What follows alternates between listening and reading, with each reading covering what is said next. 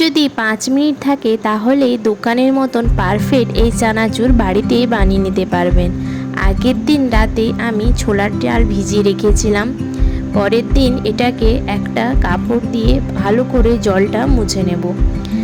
বেসন নিয়েছি, বেসনে লবণ, জোয়ান আর সামান্য খাবার সোডা দিয়ে অল্প জল দিয়ে একটা ডো তৈরি করে নেব। ডোটা একেবারে পাতলা পাতলা হবে, বেশি আঠালো হবে না। দেখুন ঠিক এই রকম দিয়ে তেল গরম হয়ে গেছে। এবার একে একে সেই বেসনটা দিয়ে ঝুড়িগুলো ভেজে নেব।